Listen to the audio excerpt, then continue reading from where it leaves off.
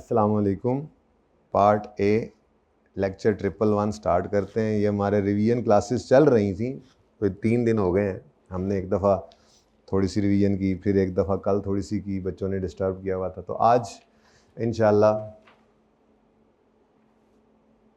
तकरीबन कोई 4-1 घंटे कोशिश करूँगा, 4-1 घंटे में इसको लपेटने की, ठीक है। तो इसके बाद फिर ये मेरी आखिरी क्लास होगी। इसके बाद फिर इंशाल्लाह आप तैयारी करेंगे।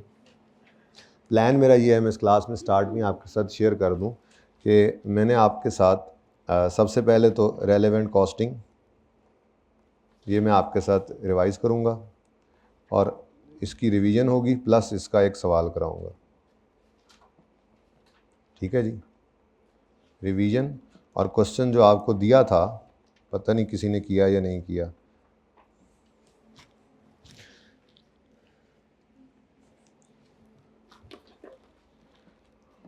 और एक क्वेश्चन था रिंग लिमिटेड वाला, वो क्वेश्चन हम करेंगे। ठीक है जी। क्वेश्चन है, पता नहीं कौन सी अटैम्प्ट का है, यहाँ पे ही पड़ा हुआ है, स्प्रिंग 20 का। ये ज़रा प्लान फटाफट शेयर कर दूँ ना आपके साथ, ताकि अगर देर सवेर हो तो आप मुझे माफ़ कर दें। अच्छा, उसके बाद फिर दूसरे नंबर पे मैं डिसीजन मेकिंग टेक्निक्स में आपके साथ मुकम्मल रिवीजन करूँगा, 15 से 20 मिनट लगा के। ज़्यादा लग गए तो ज़्यादा लग जाए, लेकिन सिर्फ उसके अंदर हम फॉर्मेट्स सारे रिवाइज़ कर लेंगे जो आपने बनाए थे। ठीक है, तो इसकी रिवीजन करेंगे और फिर इसमें मैंने आपको सिर्फ एक सवाल करवाना है, और वो है फ़र्दर प्रोसेसिंग का क्वेश्चन। काफ़ी एक्सपेक्ट कर रहा हूँ मैं वैसे कि शायद वो इस दफ़ा फ़र्दर प्रोसेसिंग में से क्वेश्चन दे दे, बट ये कुछ कहा नहीं जा सकता।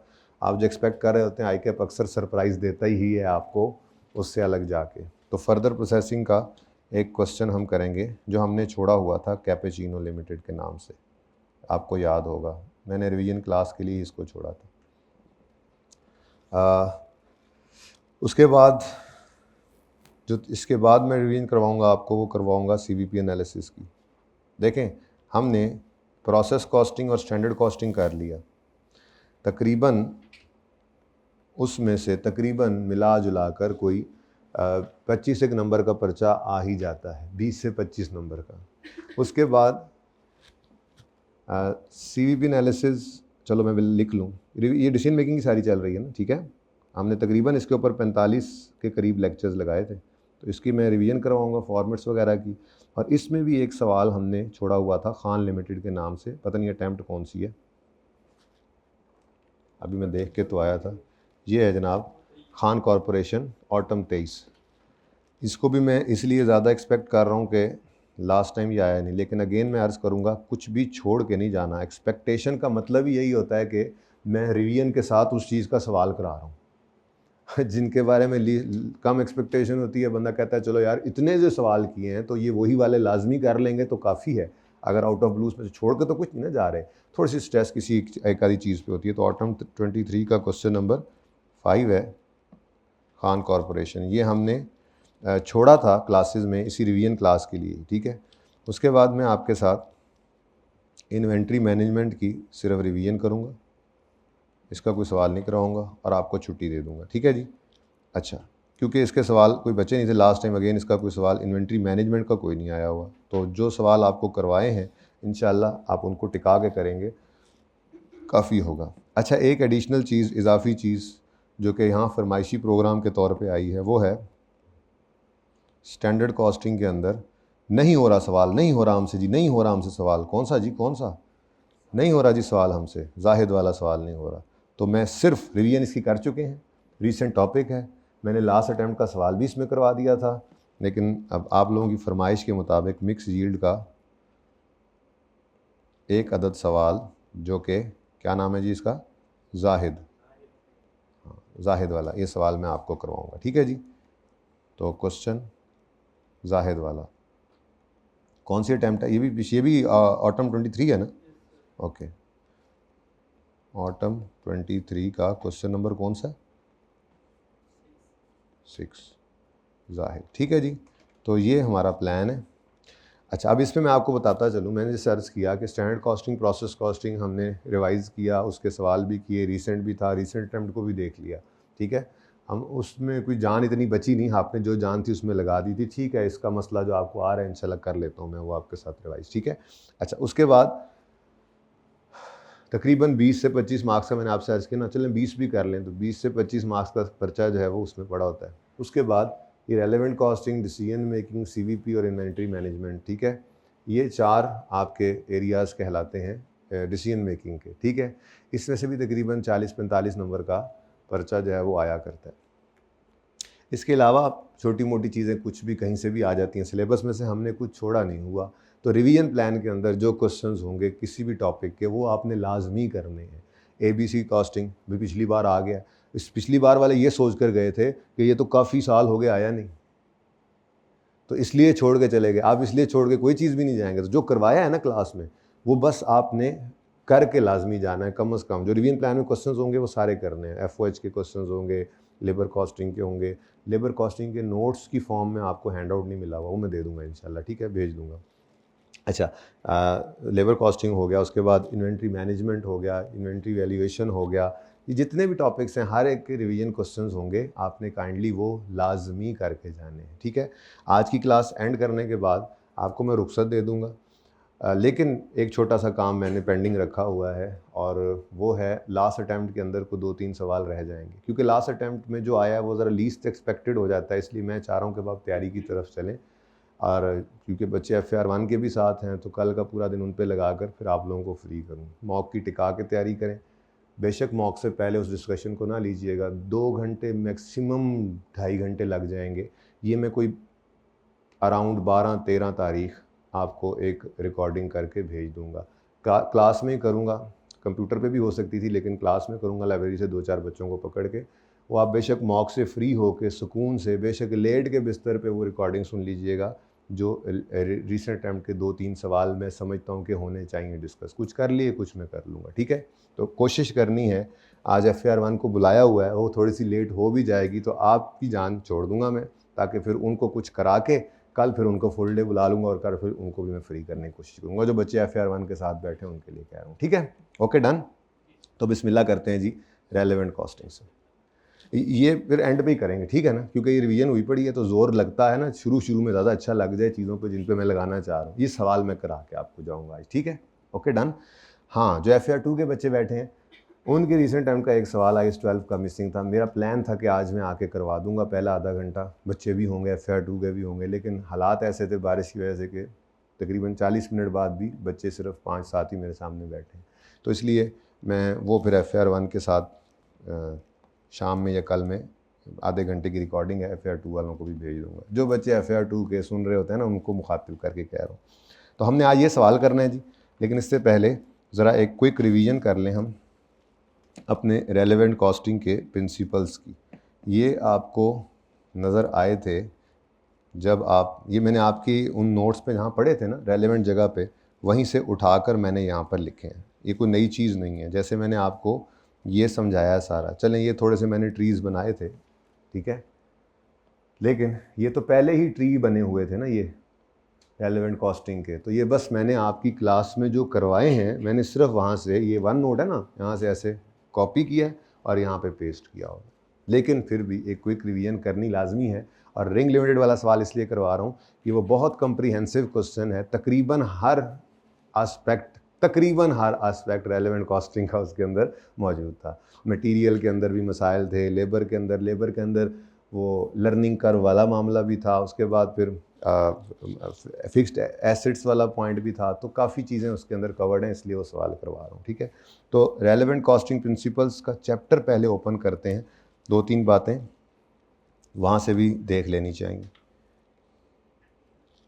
जो स्टार्ट में बंदा किया करता है। बातें नसीहतें, अब तो वसीयतें ना, नसीहतें।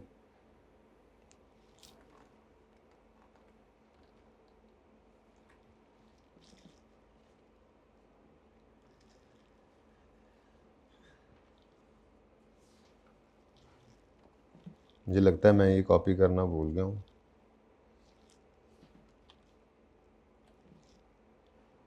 हाँ चलें, बहरहाल टाइप ऑफ क्वेश्चंस फिर यहीं से पढ़ लेते हैं जी। हमने बात की थी रेलेवेंट कॉस्टिंग प्रिंसिपल्स में किस किस तरह के सवाल आ सकते हैं। वो आपसे कहेगा कोई वन ऑफ कॉन्ट्रैक्ट देकर किसकी वैल्यूएशन कर दो, और बिड प्राइस या contract price one off contract की मांग लेगा या लोएस्ट बिड प्राइस मांग रहा होगा। ठीक है, रेलेवेंट कॉस्ट्स क्या होती हैं और कितनी टाइप्स की हैं, इररेलेवेंट कॉस्ट कितनी, ये टॉपिक्स के दौरान हमने पढ़ी थी। ठीक है, और उनकी कंप्यूटेशन के रूल्स हैं जिनमें ज़्यादा मसला आता था। तो 24 सवाल तकरीबन हमने स्टार्ट में सिर्फ इन कॉन्सेप्ट्स को पक्का किया था, फिर हम पास पेपर पे मूव किए थे। ठीक है, तो वही 24 सवाल करने की बजाय हम जो है वो यहाँ से अपने फॉर्मेट्स को रिवाइज़ करेंगे। लेकिन सबसे पहले तो मैं इसकी बात कर लूँ कि अगर आपसे वो कहता है evaluation of one of special contract करो, तो मैंने कहा था आपने टेबल क्या बनाना है, रेलेवेंट वन ऑफ कॉन्ट्रैक्ट, कोई कॉन्ट्रैक्ट रिसीव हुआ है तो उसका सबसे पहले रेवेन्यू कितना आएगा। ठीक है, तो relevant revenue one off contract का लेना है और फिर उसमें से रेलेवेंट कॉस्ट्स को, उस कॉन्ट्रैक्ट की रेलेवेंट कॉस्ट को, रेलेवेंट कॉस्ट कैसे निकलेंगे वो जो प्रिंसिपल्स मैं रिवाइज कराने। ठीक है, रेलेवेंट कॉस्ट को आपने relevant cost of material, labour, variable overhead, fixed overhead, relevant cost of non current asset, और इसके अलावा भी कोई आ जाती है जो इनमें नहीं आती, खुद से भी सोचना होता था ना, एक डेफिनेशन पहले पढ़ाई थी। सारे रूल्स पढ़ने के बावजूद भी कभी कभी एक आधी कॉस्ट ऐसी होती है जो इनसे निकल कर सवाल के अंदर एडजस्टमेंट पड़ी होती, तो उसके ऊपर रूल फिर वही 3 चीज़ें जो थी कि फ्यूचर की है, कैश में है, ड्यू टू डिसीजन है। तो अल्टीमेटली ऐसी कोई अदर कास्ट भी आ सकती है सवाल के अंदर जो रूल्स में से भी निकल जाए, तो आपकी बेसिक डेफिनेशन हेल्प करेगी। बहरहाल रेलेवेंट रेवेन्यूज़ में से रेलेवेंट कॉस्ट को माइनस करें, अगर आंसर पॉजिटिव है तो नेट इनकम है, कंपनी एक्सेप्ट कर ले उस ऑर्डर को, और अगर आंसर नेगेटिव है तो अच्छा, अगली बात वो ना एक्सेप्ट करें। अगली बात, कभी कभी वो ये कहेगा वन ऑफ कॉन्ट्रैक्ट एक्सेप्ट करें या ना करें, कभी कभी वो ये कहेगा कि वन ऑफ कॉन्ट्रैक्ट की बिड प्राइस या कॉन्ट्रैक्ट प्राइस निकालो। अब बिड प्राइस क्या होती है, रेलेवेंट कॉस्ट निकाल कर उसमें प्रॉफिट का एलिमेंट ऐड करके आप बिड करते हैं। ठीक है ना, आप ऑफर करते हैं कस्टमर को कि आपको ये चीज़ हम इतने में बना कर देंगे। ठीक है, तो अगर वो कहता है इवैल्यूएशन ऑफ बिड प्राइस या कॉन्ट्रैक्ट प्राइस, तो आपने सिर्फ इसको ऊपर से डाल देना। ठीक है, ये रेलेवेंट कॉस्ट सारी की सारी याद होगा आपको, यहाँ से कॉपी करके पेस्ट की थी। ये सारी रेलेवेंट कॉस्ट आपने इन्हीं प्रिंसिपल्स, रेलेवेंट प्रिंसिपल जो अभी रिवाइज कराने लगो, रेलेवेंट कॉस्ट के प्रिंसिपल्स के तहत कैलकुलेट करनी है, और एंड पे आपने रिक्वायर्ड प्रॉफिट को ऐड कर लेना है। ये आपकी बिड प्राइस या कॉन्ट्रैक्ट प्राइस है। सेल प्राइस भी कहते हैं इसको, bid price to be quoted for one off contract. कभी कभार वो ये लफ्ज़ इस्तेमाल कर देगा मिनिमम बिड प्राइस। तो मिनिमम बिड प्राइस का मतलब है प्रॉफिट के अलावा। मैंने आपको कहा था कि कभी कभी ये भी कहते हैं सेठ साहब कि यार ये कस्टमर आया है, इसको कम से कम प्राइस कोट कर दें, इससे फ्यूचर में बिजनेस आने की उम्मीद है, तो फिलहाल नो प्रॉफिट नो लॉस पर ही इसको ऑफर कर देते हैं हम प्राइस। ठीक है ना, ब्रेक इवन के ऊपर, लॉस तो नहीं ना करते, लेकिन कम से कम कॉस्ट तो उससे रिकवर कर लें। ठीक है, बंदा क्या भी देते थे अक्सर उनको कि भाईजान मैं तो आपको कॉस्ट के ऊपर ही ये काम करके दे रहा हूँ, आपसे तो 1 रुपया प्रॉफिट नहीं कमाया। तो वो जो 1 रुपया प्रॉफिट नहीं कमाया वो होती है मिनिमम बिड प्राइस। ठीक है, तो उसके अंदर यही सारी रेलेवेंट कॉस्ट आनी है, लेकिन इसमें प्रॉफिट ऐड नहीं करना। Total relevant cost is the minimum या लोएस्ट बिड प्राइस। ठीक है, minimum contract price, minimum bid price below which contract should not be accepted because it will result in loss. अब एक छोटी सी बात मैं यहां पर करता चलूं, वो क्या है,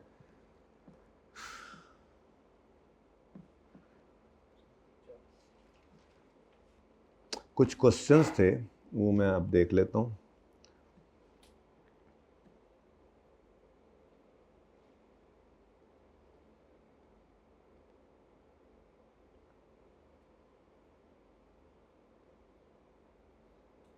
पॉज करें ज़रा भाई।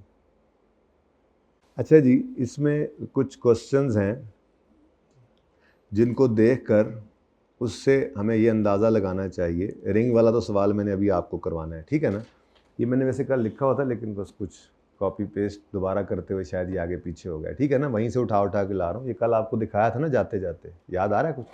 तो ये 3 क्वेश्चंस देखकर हम रिक्वायरमेंट से अंदाज़ा लगाएंगे, क्योंकि रेलेवेंट कॉस्टिंग के चैप्टर में एक सवाल करते करते, या पता नहीं किसी और चैप्टर में एक सवाल पड़ा हुआ था, उस सवाल को जब हमने जाकर देखा तो वो सवाल जो है वो रेलेवेंट कॉस्टिंग प्रिंसिपल्स से नहीं हो रहा था। ठीक है, जैस्मीन लिमिटेड, स्मार्ट प्रोसेसिंग और ग्लोबल प्राइवेट, ये 3 सवाल ज़रा ढूंढने हैं मेरे साथ आपने मिलके क्विकली।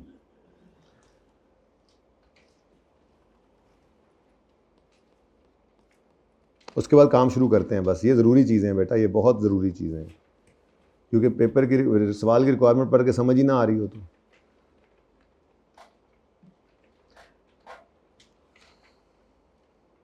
जी कौन कौन से सवाल बोले मैंने? क्योंकि देखो ना, सवालों की रिक्वायरमेंट मैंने आपको उस वक्त भी पढ़ाई थी। देखो अब जैसे मिसाल के तौर पे ये क्वेश्चन नंबर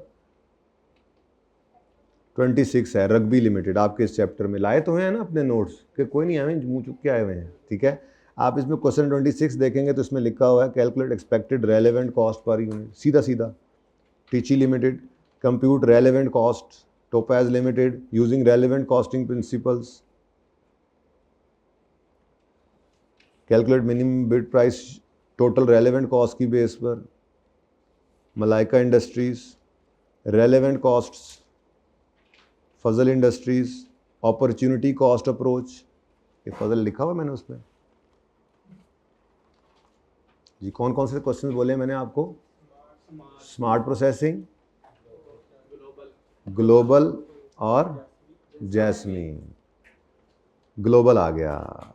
ग्लोबल में क्या लिखा हुआ है? Compute the bid price based on relevant cost. पता लग रहा है रिक्वायरमेंट से? अच्छा, उसके बाद कौन सा बोला है जी? स्मार्ट प्रोसेसिंग, यहीं पे होना चाहिए। ये देखें, smart processing, compute contract price that would enable SPL to earn an incremental profit. ये रेलेवेंट कॉस्टिंग या अपॉर्चुनिटी कॉस्ट, इसकी बेस के ऊपर, इसीलिए तो हमने इसको ऐसे ही किया था, ठीक है। अब कौन सा सवाल रह गया जी? इसमें देखें क्या लिखा हुआ है, compute bid amount that JL should quote. यहाँ पर आते आते हमने इस सवाल को रेलेवेंट कॉस्टिंग की अप्रोच से नहीं किया था, कोई एक आधी चीज़ छोड़ दी थी। आपने कहा था ये तो रेलेवेंट कॉस्टिंग प्रिंसिपल्स के हिसाब से कॉस्ट बनती है, नहीं बनती, आपने यहाँ पे क्यों ली है? शायद वेरिएबल कॉस्ट थी कोई। तो मैंने आपको कहा था कि बेटा रिक्वायरमेंट से क्लियरली पता लगना चाहिए कि ये क्वेश्चन रेलेवेंट कॉस्टिंग से करना है। अब उसकी निशानी या तो ऐसे है जैसे तकरीबन सारे सवालों में वो लफ्ज़ इस्तेमाल करता है यूजिंग रेलेवेंट कॉस्टिंग प्रिंसिपल्स, या वो ये ना करे तो कम अज़ कम वो इस तरह की बात ज़रूर कर देता है कि कंप्यूट, कहाँ गया वो सवाल जो मैंने अभी दिखाया था? नहीं, वो जो अपॉर्चुनिटी, हाँ अपॉर्चुनिटी कॉस्ट अप्रोच, ठीक है, इस तरह का कोई लफ्ज़ आ जाए, ठीक है। अव्वल तो वो बताएगा, ऐसा नहीं होगा कि वो ना बताए, लेकिन in case, in worst case scenario अगर वो नहीं बताएगा आपको कि कौन से प्रिंसिपल्स लगाने हैं वन ऑफ कॉन्ट्रैक्ट इवैल्यूएशन के लिए, या ये मिनिमम बिड प्राइस या मिनिमम कॉन्ट्रैक्ट प्राइस के लिए, तो साथ में रेलेवेंट कॉस्टिंग का लफ्ज़ फिर उसको लिखना चाहिए। नहीं लिखेगा तो फिर आपको उससे सवाल नहीं करना चाहिए। यहाँ पे तो बिड अमाउंट लिखा हुआ है, compute the bid amount that JL should quote. अब ये तो मिनिमम बिड प्राइस, ये बल्कि बिड प्राइस का क्वेश्चन है। तो इस क्वेश्चन को अगर आप याद करके जब करोगे ना, जब आप करोगे, इंशाल्लाह ये सवाल करवाया हुआ है क्लास के अंदर, ठीक है, तो ये करोगे तो वहाँ पे आपको याद आएगा। जब मैंने जाकर फिर ये सवाल भी दिखाए थे, यार ये देखो इंक्रीमेंटल कॉस्ट का लफ्ज़ नज़र आ रहा है, ऊपर देखो अपॉर्चुनिटी कॉस्ट का लफ्ज़ नज़र आ रहा है, बाकी सब सवालों के अंदर तो चुप ही नहीं है, रेलेवेंट कॉस्टिंग प्रिंसिपल्स का नाम लेता है। तो या तो लिखेगा यूजिंग रेलेवेंट कॉस्टिंग प्रिंसिपल्स, या रेलेवेंट कॉस्टिंग के अंदर अपॉर्चुनिटी कॉस्ट होगा, इस तरह के अल्फाज जो इस्तेमाल करेगा, तो फिर रेलेवेंट कॉस्टिंग प्रिंसिपल्स यूज़ करने हैं, ठीक है। अच्छा जी, अब रेलेवेंट कॉस्टिंग में पता लग गया फॉर्मेट्स क्या हैं, ठीक है। तो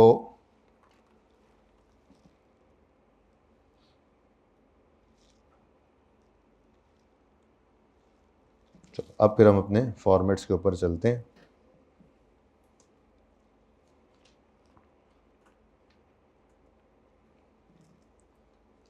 रेलेवेंट कॉस्टिंग कैलकुलेशन, तीसरी चीज़ ये थी, ठीक है। पहली चीज़ किस किस तरह के सवाल आते हैं, आपसे कहेगा इवैल्यूएट करो मिनिमम इवैल्यूएट करो कॉन्ट्रैक्ट एक्सेप्ट करें या ना, evaluation of one off contract, minimum bid price बताओ या बिड प्राइस बताओ, उसके फॉर्मेट्स हमने देख लिए। अब हर जगह पे relevant cost relevant cost relevant cost ले रहे हैं, तो कौन सी रेलेवेंट कॉस्ट, कौन सी कॉस्ट रेलेवेंट होंगी, उसके कुछ प्रिंसिपल्स हमने पढ़े थे कैलकुलेशन ऑफ रेलेवेंट कॉस्ट के लिए। तो ये वन बाय वन ज़रा आराम सुकून से देख लें। ओवरहेड्स की कॉस्ट, वेरिएबल ओवरहेड्स की कॉस्ट हमेशा रेलेवेंट होती है। याद आ रही हैं बातें, ठीक है। अभी सवाल करते हैं, ज़्यादा बेहतर फील करेंगे आप, ठीक है। तो प्रोडक्शन हो चाहे नॉन प्रोडक्शन हो, वेरिएबल ओवरहेड्स, सिर्फ प्रोडक्शन कॉस्ट नहीं लेते थे डिसीजन मेकिंग के अंदर, हमने पूरा कॉन्ट्रैक्ट वैल्यूएट करना है, तो सारी कॉस्ट ही हमारी रिकवर होंगी तो प्रॉफिट निकलेगा, ठीक है। अच्छा, तो वेरिएबल ओवरहेड्स प्रोडक्शन हो चाहे नॉन प्रोडक्शन हो, वो हमेशा क्या होते हैं, हमेशा क्या होते हैं, they are always relevant cost because they are incremental, ठीक है। और फिक्स्ड ओवरहेड्स जो हैं वो सिर्फ तब रेलेवेंट होते थे जब एडिशनल हो। एडिशनल को इंक्रीमेंटल भी कहते थे, डायरेक्टली एट्रीब्यूटेबल भी कहते थे, और स्पेसिफिक भी कह सकते हैं, स्पेसिफिक टू दिस कॉन्ट्रैक्ट, या इंक्रीमेंटल या directly attributable to this contract, ठीक है। तो ये क्या है, एडिशनल फिक्स्ड ओवरहेड्स, ये हमेशा क्या होंगे, रेलेवेंट कॉस्ट। और अगर एग्जिस्टिंग फिक्स्ड ओवरहेड्स हैं जिनके डिफरेंट नेम्स थे, एलोकेटेड, एब्जॉर्ब्ड, अपोर्शनड, अप्लाइड, ठीक है, जनरल, ये क्या होते थे, इररेलेवेंट। ऐसे ही करते थे। फिक्स कॉस्ट को क्या कहते थे हम, ये डिसीजन मेकिंग के लिए क्या है, इररेलेवेंट, ठीक है। फिक्स कॉस्ट सिर्फ तब रेलेवेंट होगी जब वो इंक्रीमेंटल हो, जबकि वेरिएबल कॉस्ट हमेशा रेलेवेंट होती है। को मसला। उसके बाद fixed non current assets, fix assets जो है, नॉन करंट एसेट्स जो थे, ये अगर आपको कॉन्ट्रैक्ट के लिए चाहिए, तो अगर आपने नया एसेट परचेज करना है तो उसके लिए उसूल क्या बताया था, उसकी कॉस्ट कभी भी रेलेवेंट नहीं लेनी है आपने। उसकी जो कॉस्ट परचेज प्राइस है, उसकी जो परचेजिंग कॉस्ट है, वो कभी भी रेलेवेंट कॉस्ट नहीं होती थी। रेलेवेंट कॉस्ट हम कहते थे अगर सवाल के अंदर यूजफुल लाइफ गिवन है तो उसकी डेप्रिसिएशन आपकी रेलेवेंट कॉस्ट है, उस अरसे की जिस अरसे में कॉन्ट्रैक्ट ने चलना है, ठीक है। और अगर आपको लाइफ नहीं गिवन तो दूसरी चीज़ क्या गिवन होगी, इस वक्त इसकी मार्केट वैल्यू 100 रुपये है, कॉन्ट्रैक्ट पे यूज़ होने के बाद रह जाएगी 80 रुपये, तो आप कहोगे फॉल इन मार्केट वैल्यू क्या है, रेलेवेंट। तो if useful life is given, depreciation expense of new asset, straight line वाला, वो क्या है, आपकी relevant cost. And if useful life is not given and change in market value is given, then fall in market value of new asset will be relevant cost. अच्छा, असल ये है, लेकिन अब आई कैप क्योंकि ये यूज़ करता है इसलिए इन उसूलों के अंदर मैंने इसको भी लिखवा दिया था और हमने कई सवालों में इसको करके देखा भी था, ठीक है। अगर आपने नया एसेट नहीं खरीदना तो किराए पे जाके ले लें एसेट।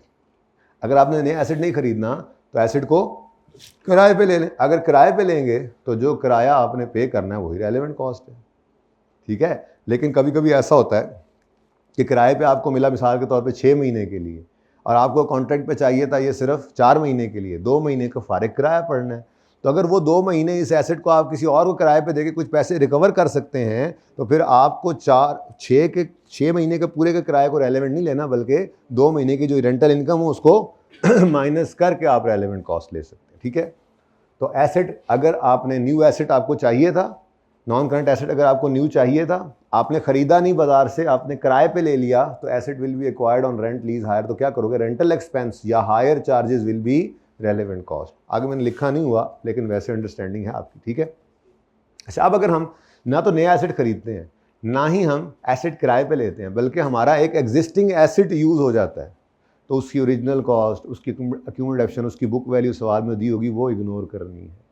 उसके लिए रेलेवेंट क्या होगा अगर तो उसकी अपॉर्चुनिटी कॉस्ट रेलेवेंट है। क्या मतलब, मैं इसको छोड़ो, मैं आपको अलग से बताता हूँ, वैसे समझाया हुआ है, ठीक है। मिसाल के तौर पे आप कहते हैं कि जी ये जो हमारा कॉन्ट्रैक्ट आया है इसके ऊपर हमारा एक जनरेटर इस्तेमाल होना है।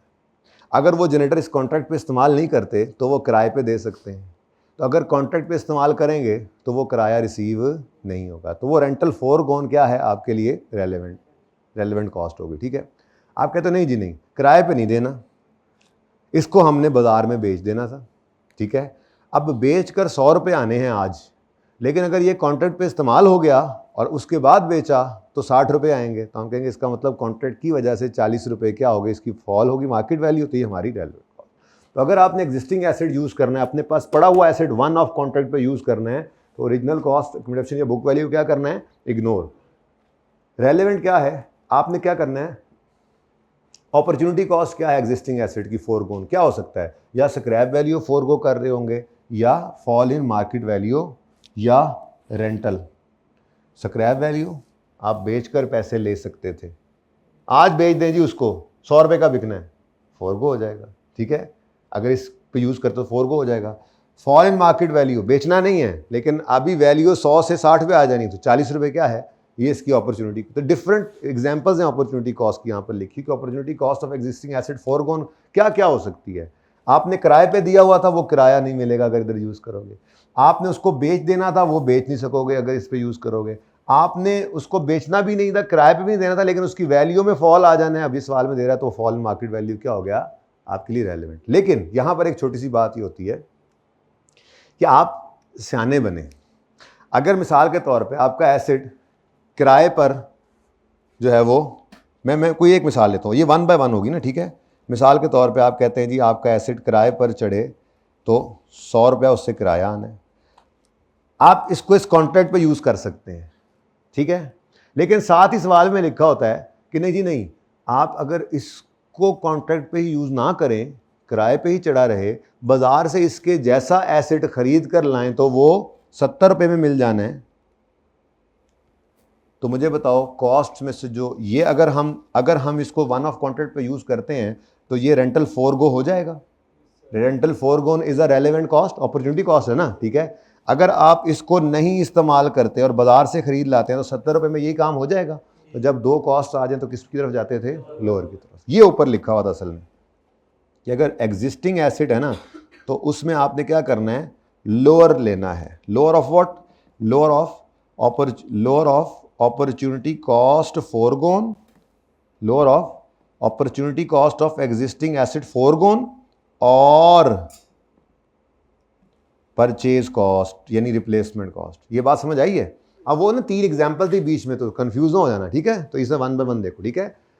एग्जिस्टिंग एसेट की कॉस्ट बुक वैल्यू क्या करनी है? इग्नोर। एग्जिस्टिंग एसेट की अपॉर्चुनिटी कॉस्ट क्या होगी? एग्जिस्टिंग एसेट के लिए रेलेवेंट कॉस्ट क्या होगी? आपने कहना जी लोअर ऑफ अपॉर्चुनिटी कॉस्ट फोरगोन या परचेज कॉस्ट यानी replacement cost of similar asset. मैंने समझाने के लिए आपको बताया कि अगर 100 रुपये फोरगो होते हैं इसको इस पे यूज करके, रेंटल फोरगो करते हो और बाहर से इसके साथ का एसेट 70 में मिलता है तो पागलों के 100 रुपये फोरगो करके इस पे लगाओ। कॉस्ट के मामले में आपको कहा था आपने रेलेवेंट किसको लेना होता है? दो कॉस्ट आ जाए तो लोअर, और रेवेन्यू के मामले में कहा था हायर। अब एग्जाम्पल बदलते हैं, ठीक है। ये किराए पे नहीं देना जी, किराए पे नहीं देना, ठीक है जी, ये किराए पे देने के लिए नहीं है।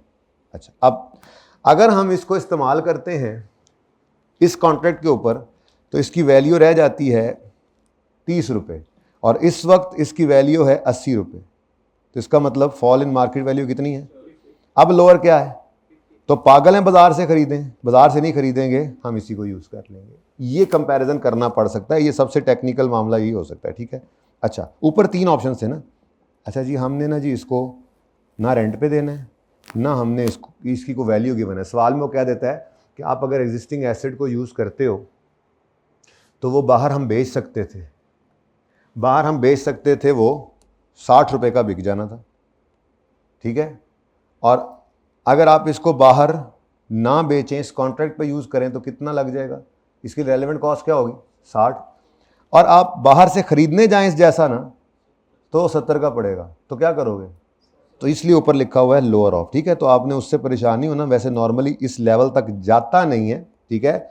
मैक्सिमम यही करेगा, ये लोअर वाला काम नहीं करवाएगा, मैक्सिमम ये करेगा कि इनमें से कोई एक चीज़ देगा। ये तो इग्नोर करनी है ना, इनमें से कोई एक चीज़ दे देगा जी। रेंट पे दे सकते थे एग्जिस्टिंग को, इधर यूज़ किया तो रेंटल फोरगोन होगा ही, एक दो होंगे ही नहीं, लेकिन मैक्सिमम ये मसला हो सकता है इसके अंदर, मैंने वो भी लिख दिया, ठीक है ना, सही है। तो अब नॉन करंट एसेट की रेलेवेंट कॉस्ट क्या बन गई जी? नॉन करंट एसेट की रेलेवेंट कॉस्ट क्या बन गई? अगर आपने नया खरीदा है और सवाल में लाइफ गिवन है तो कभी भी उस नए की परचेज प्राइस आपने रेलेवेंट कॉस्ट नहीं डाल देनी, वो एक्सपेंस नहीं है, ठीक है। आप लाइफ गिवन है तो उसकी डेप्रिसिएशन स्ट्रेट लाइन वाली आपकी रेलेवेंट कॉस्ट, और अगर उसकी लाइफ नहीं गिवन, फॉल इन मार्केट, उसकी मार्केट वैल्यूज गिवन है तो फॉल इन मार्केट वैल्यू जो है वो आपकी जो है वो रेलेवेंट कॉस्ट। अगर आपने नया नहीं खरीदा, किराए पे ले लिया, तो जितना किराया पे किया वो आपके लिए रेलेवेंट कॉस्ट, ठीक है। और अगर आपने ना नया खरीदा ना किराए पे लिया, बल्कि आपके पास ऑलरेडी एक एसेट मौजूद था जो इस पर इस्तेमाल हो सकता था, तो उसके लिए उसकी एग्जिस्टिंग बुक वैल्यू, उसकी कंडप्शन या उसकी कॉस्ट ओरिजिनल जो है वो कभी भी रेलेवेंट नहीं होगी। उसके लिए रेलेवेंट क्या हो सकता है? भाईजान वो इधर इस्तेमाल कर रहे हैं तो उसकी वैल्यू फॉल कर रही है, तो वो रेलेवेंट है, बिल्कुल इसकी तरह से, ठीक है। ये नए की वैल्यू फॉल करा रहे हैं और ये पुराने की भी तो हो सकती है। अच्छा जी, ये भी हो सकता है, ये हो सकता है वो कहे कि जी रेंट पे देना था या दिया हुआ है, अगर हम ये इधर यूज़ करेंगे तो यहाँ से रेंट नहीं आएगा, तो वो फोरगोन क्या है? रेलेवेंट। कुछ बात समझ आई है? ये दोनों इकट्ठे दे दे बहुत मुश्किल है। बहरहाल lower of opportunity cost of existing asset forgone और रिप्लेसमेंट कॉस्ट यानी परचेज कॉस्ट, इनमें से जो लोअर होगी वो रेलेवेंट होगी। अगर दोनों दे भी दे तो सुकून से इस तरह से कंपेयर कर लेना। वैसे मुझे कहीं नज़र आया नहीं कि ये दोनों गिवन हो, बस सिंपली ऐसा ही होगा कि या तो वो यूँ कहेगा कि जी आप एग्जिस्टिंग एसेट यूज़ कर सकते हैं और अगर यही एसेट बाज़ार से ख़रीदने जाएँ तो वो 70 रुपये का मिलना है, ठीक है। तो आप फिर यही कहेंगे ना कि जी अब वो 70 रुपये का एसेट जो है वो बाज़ार से नहीं ले रहे, तो यही रेलेवेंट कॉस्ट है। उसकी वैल्यू नॉर्मली फोरगोन ही करवाएगा फिर कि जी 70 का एसेट मिलेगा, इस कॉन्ट्रैक्ट पे यूज़ करेंगे तो 20 का रह जाएगा। तो आप इसी को, वो एक तरह की बात ही है, ठीक है। कुछ समझ आया थोड़ा सा? तो ओवरहेड्स में वेरिएबल हमेशा रेलेवेंट होंगे और फिक्स्ड सिर्फ तब रेलेवेंट होंगे जब एडिशनल हों। एग्जिस्टिंग ओवरहेड्स, एब्जॉर्ब्ड ओवरहेड्स हमेशा क्या होते हैं, irrelevant, not relevant. Non current assets में अगर आप नया एसेट खरीदें तो उसकी लाइफ गिवन हो तो डेप्रिसिएशन ले लेना उसकी, और अगर उसकी लाइफ गिवन ना हो, नए एसेट की बात कर रहा हूँ, पुराने की नहीं, ठीक है। अगर लाइफ गिवन ना हो, change in market value given हो तो फॉल इन मार्केट वैल्यू आपके लिए रेलेवेंट, और अगर किराए पे लो तो किराया, और अगर एग्जिस्टिंग एसेट यूज़ करो तो उसकी ओरिजिनल कॉस्ट इग्नोर करनी है। उसके लिए रेलेवेंट क्या बन सकती है, उसकी अपॉर्चुनिटी कॉस्ट नॉर्मली गिवन होती है कि रेंट पर दे सकते थे, इधर यूज़ कर रहे हैं तो रेंटल फोरगोन, बेच सकते थे, नहीं बेचेंगे, इधर यूज़ करेंगे तो स्क्रैप वैल्यू फोरगोन, बेच सकते थे, इस पे यूज़ करके थोड़ा कम पे बिकेगा तो fall in market value relevant cost, ठीक है। और कंपैरिजन में आ सकता है, इनको देकर साथ परचेज कॉस्ट ले लो तो फिर लोअर को पकड़ लेना, ठीक है, ओके। उसके बाद तीसरी चीज़ क्या है जी, मटेरियल, बहुत ही इंपॉर्टेंट। ये भी हो सकता है फर्ज करें एक नॉन करंट एसेट है वो दो कॉन्ट्रैक्ट में इस्तेमाल हो रहा है, तो स्पेसिफिक कॉन्ट्रैक्ट वाली जो कास्ट है रेलेवेंट होगी वो लेंगे। एक मिनट, मैंने सुना नहीं, एक मिनट रुक जाओ ज़रा, मैं ज़रा तैयारी फाड़ रहा सी। ये लड़ाई क्या चल रही है, रेलेवेंट कॉस्ट में क्या है, तो रेलेवेंट कॉस्ट ऑफ, जरा क्विकली फिर मैं आपका सवाल लेता हूँ, relevant cost of variable overheads हमेशा रेलेवेंट, फिक्स्ड सिर्फ तब रेलेवेंट जब इंक्रीमेंटल। उसके बाद क्या देखा है, नॉन करंट एसेट, इसके तीन केस अब दिमाग के अंदर ये रिवाइज हो गए, ठीक है। न्यू है तो उसकी लाइफ गिवन है तो डेप्रिसिएशन, और अगर फॉल मार्केट वैल्यू का चेंज है तो फॉल इन मार्केट, अगर किराए पे लेना है तो, अच्छा अगर दोनों आ जाए, नया ले लो और किराए पे ले लो तो फिर लोअर को पकड़ लेना, खैर चलो छोड़ो। और अगर एग्जिस्टिंग को यूज़ करना है तो उसकी भी अपॉर्चुनिटी कॉस्ट जो फोरगो करनी है, रेंटल फोरगो कर रहे हैं, ये अपॉर्चुनिटी कॉस्ट, ठीक है ना। ये अपॉर्चुनिटी कॉस्ट है जो रेंटल फोरगो किया आपने, या जो fall in market value scrap forgo किया, तो वो उसके लिए रेलेवेंट हो जाएगा, ठीक है। ये मैंने अभी तक आपको 1, 2 और 3 पढ़ा दिया, अदर तो है कोई नहीं है। अब ये रह गए मटीरियल और लेबर, अब बोलो। फर्ज करें हमने एक नॉन करंट एसेट लिया है, दो कॉन्ट्रैक्ट में इस्तेमाल हो रहे हैं, तो इस कॉन्ट्रैक्ट के लिए जितनी वैल्यू फॉल करवानी है अलग बताएगा, नया लिया है ना, हाँ। अगर तो वो लाइफ देगा तो डेप्रीसिएशन फिर अपोर्शन करवाएगा। देखो ना, आप फ़र्ज़ तो कर रहे हैं कि दो कॉन्ट्रैक्ट पे इस्तेमाल होना है, तो अगली बात क्यों नहीं फ़र्ज़ करेंगे, फिर सवाल बताएगा भी सही कि इतने घंटे इस पे इस्तेमाल होना है, इतने घंटे इस पे इस्तेमाल होना है, ये इतनी वैल्यू इसकी वजह से लूज़ होगी। जब वो दो पे करवाएगा तो अगला डेटा भी देगा ना। आपको ख्वाब थोड़ी आ जाने पर्चे में बैठे हुए कि एक से एसिड दो पे इस्तेमाल हो तो हमारे पे कितना हुआ, कोई ना कोई इन्फॉर्मेशन तो होगी जिस पे आप अपोर्शन कर सकते हैं। ऐसा होगा नहीं वैसे, ठीक है, क्योंकि ऐसा होगा तो उसको फिर इन्फॉर्मेशन देनी भी पड़ेगी अगली, ठीक है। चलो अब क्या रह गया जी, मटीरियल और लेबर। मटीरियल के बारे में क्या था जी, अगर तो मटीरियल एंटिटी खुद इन हाउस, इसको बाद में देखते हैं। अगर मटीरियल परचेज करना है आउटसाइड सप्लायर से, ये ज़रा मुश्किल था ना, पहले करते हैं। तो सबसे पहला सवाल होता था क्या मटीरियल रेगुलरली यूज़ हो रहा है, यादें ताज़ा हो रही हैं, इस पर थोड़ा टाइम लगना है, ठीक है ना जी। नहीं यादें ताज़ा हो रही है, अच्छा फ़ायदा हो रहा है, ये रहने दें, इसको सीधा सवाल कर लें, हो रहा है फ़ायदा, अच्छा। तो बस ये रिवीजन करवानी है, सवाल मैंने कम कराना है बस, थोड़ा सा ऐसे ही, और आपको सिर्फ कॉन्फिडेंस देना है कि यार सब कुछ आता है, बस ज़रूरत इस चीज़ की कि ये महीना टिका के लगा लो। बड़े बड़े चीते फेल हो जाते हैं और बड़े बड़े एवरेज स्टूडेंट्स जो हैं वो इस एक महीने को लगाकर आराम सुकून से पास हो जाते हैं, ठीक है जी। मटीरियल, सबसे पहला सवाल क्या है जी, मटीरियल कॉन्टीन्यूस यूज़ में है या नहीं, चलो वो तो अगली बात है, पहली बात तो स्टॉक में है या नहीं है। मटीरियल अगर स्टॉक में नहीं है तो फिर तो कहानी ख़त्म होगी, फिर क्या करो, जाके ख़रीद लो। ख़रीदना है तो फिर रेलेवेंट कॉस्ट क्या होगी, जो परचेज कॉस्ट है उसकी बाजार से जितने का मिलना, ठीक हो गया। अच्छा, अगर मटीरियल स्टॉक में अवेलेबल है लेकिन रेगुलरली यूज़ हो रहा है, तो फिर समझो ना ही अवेलेबल हुआ, नॉर्मल प्रोडक्शन को क्यों छेड़ें, उसको चलने दें, आप बाहर से इसको परचेज करें, और again purchase cost is the relevant cost, ठीक है। अब लड़ाई पड़ती है जनाब अगली, ये तो इजी था, मटेरियल नहीं है या है और रेगुलर यूज़ में है, दोनों सूरतों में आप नहीं है तब भी बाजार से जाके खरीदते हो, purchase price is the relevant cost, जितने का मिलना है। और अगर रेगुलर यूज़ हो रहा है तब भी आप मत छेड़िए अपनी नॉर्मल रूटीन को, ठीक है, बल्कि आप नया वाला परचेज कर लें जाके, ठीक है। एक मिनट ज़रा पॉज करिएगा आमिर भाई। अच्छा जी, अब कहाँ पे पहुँची है जी बात हमारी, रिवीजन सुकून से करनी चाहिए, कहाँ पे पहुँची है जी बात हमारी, मटीरियल रेलेवेंट कॉस्ट निकाल रहे हैं। मटीरियल सबसे पहले परचेज करना है अगर, तो सबसे पहले देखो स्टॉक में है, नहीं है तो जाके खरीद लो। रेलेवेंट कॉस्ट क्या है, खरीदने की कॉस्ट। और अगर मौजूद तो है स्टॉक में लेकिन रेगुलर यूज़ में है, प्रोडक्शन में है, रेगुलर प्रोडक्शन के अंदर है, तो फिर क्या करो, फिर भी बाहर से जाकर उसको परचेज कर लो, ठीक है।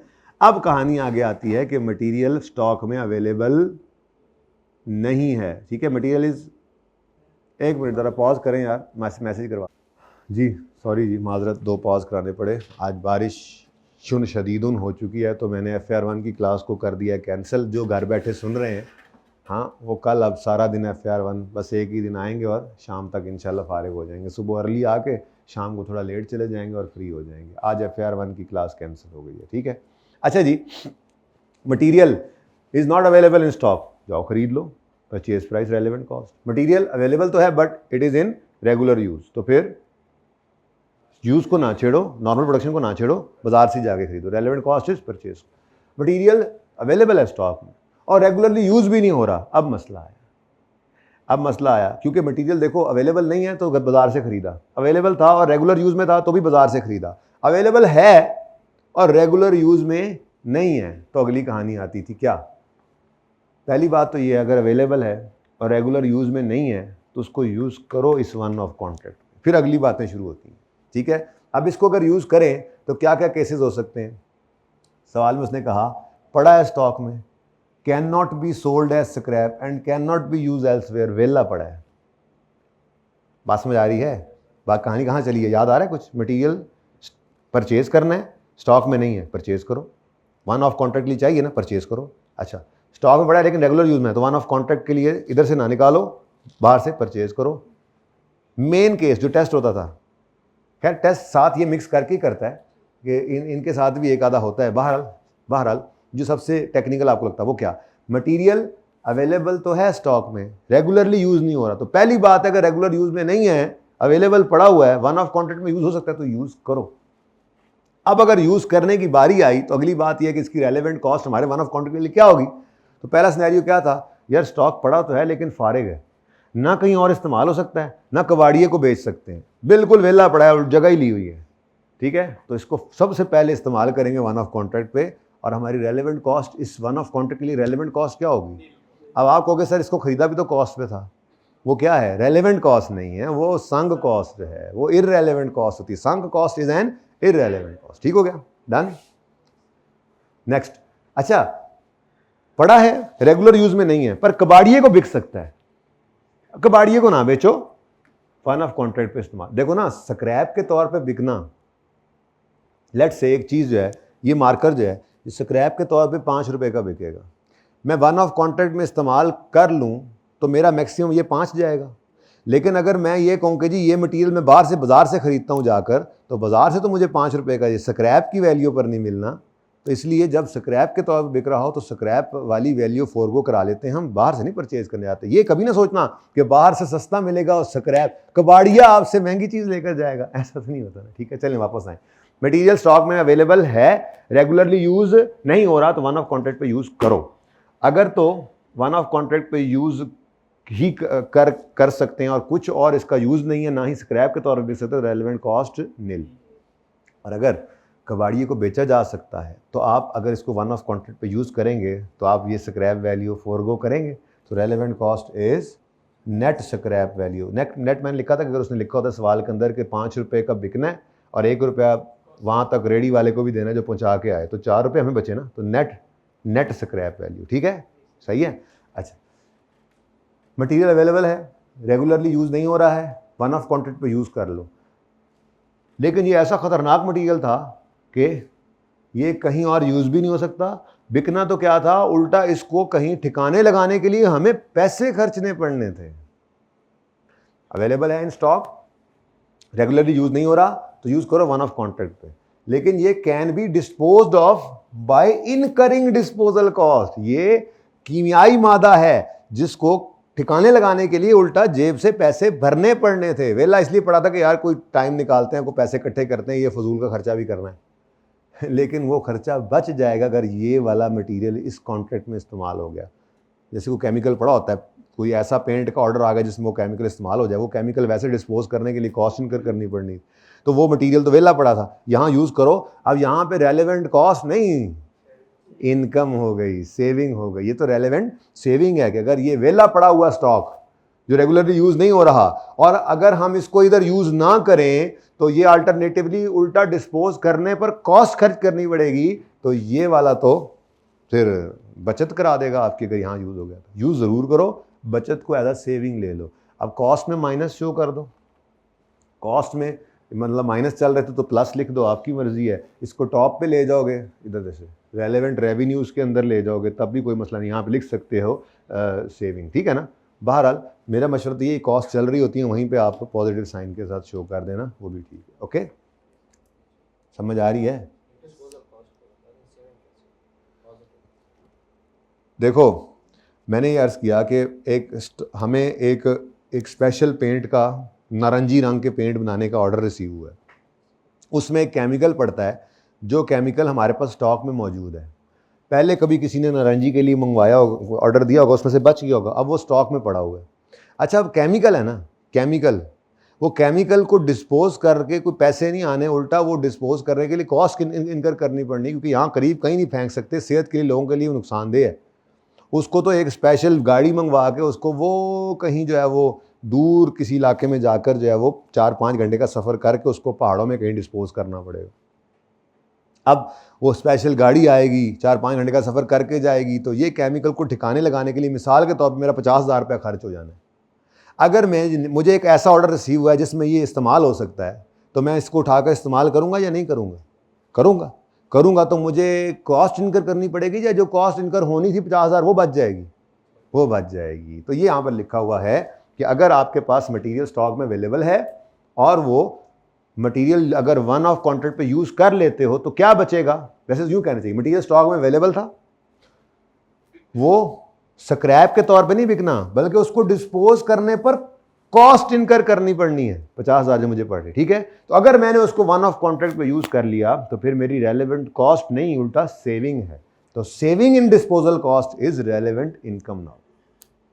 Got it? और लास्ट, द फेवरेट वन, जो बहुत ज़्यादा इस्तेमाल होता था, आज के साल में ही होगा इंशाल्लाह, वो क्या है?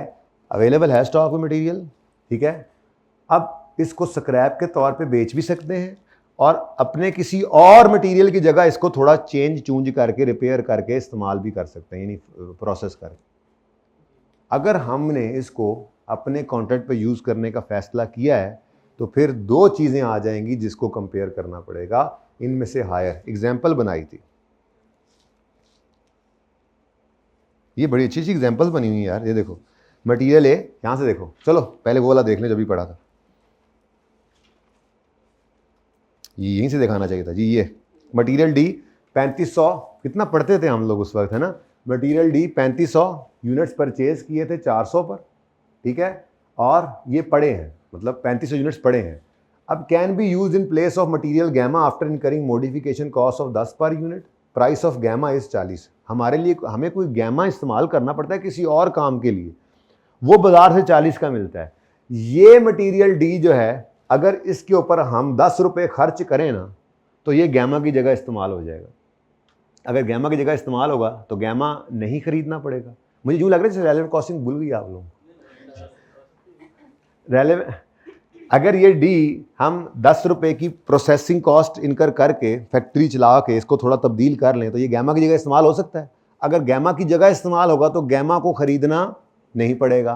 तो गैमा बाज़ार से कितने का मिलना था? 40 का, ये 40 बच जाएगा, ये 40 तो बचेगा, लेकिन डी को इस जैसा बनाने के लिए 10 रुपये खर्च हो गए तो नेट में क्या बचेगा? 30। अगर मैं डी को गैमा की जगह इस्तेमाल करूं तो मुझे कितनी बचत होती है? 30। और अगर मैं इसको वन ऑफ कॉन्ट्रैक्ट पे इस्तेमाल कर लूँ तो ये 30 मेरा फोरगो हो जाएगा, रेलेवेंट कॉस्ट। बात समझ आई? सबसे टेक्निकल है। फिर सुनो, मेरे पास मटेरियल डी पड़ा है, ये मटेरियल डी जो है, मैं सिर्फ एक बात कर रहा हूँ, ये मटेरियल डी जो है ये गैमा की जगह इस्तेमाल हो सकता है, लेकिन उसके लिए थोड़ी सी कॉस्ट इनकर करनी पड़ती है, इसको थोड़ा तब्दील करना पड़ता है ना। गैमा और है, डी और है, डी और गैमा कोई फर्क नहीं लग रहा। बोलो, डी और गैमा 2 डिफरेंट चीज़ें हैं। एक मटेरियल है, एक रॉ मटेरियल है डी, और एक रॉ मटेरियल है गैमा। हमारी एक प्रोडक्ट में गैमा इस्तेमाल हो रहा है जो बाजार से 40 रुपये का मिलता है 1 यूनिट। ये डी 10 रुपये की कॉस्ट इनकर करने से गैमा की जगह इस्तेमाल हो सकता है।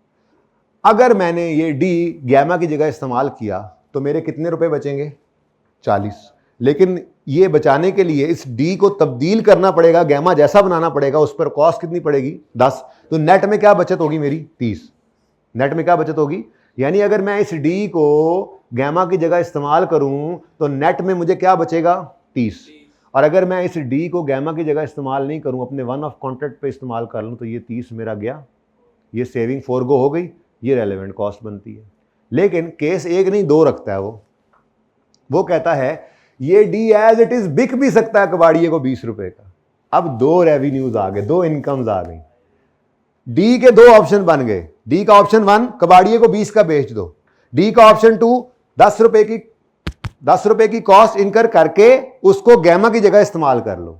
अगर कबाड़िए को बेचें तो 20 रुपए आते हैं, और अगर थोड़ा सा प्रोसेस करके गैमा की जगह इस्तेमाल करें तो 30 रुपए बचते हैं। तो दोनों में से हायर क्या है 30, दोनों में से हायर क्या है 30। ये 30 है अब मेरे लिए रेलेवेंट कॉस्ट जो फोरगो होगी अगर मैंने इस डी को अपने वन ऑफ कॉन्ट्रैक्ट पर इस्तेमाल कर लिया। ठीक है, ये वर्किंग भी की थी।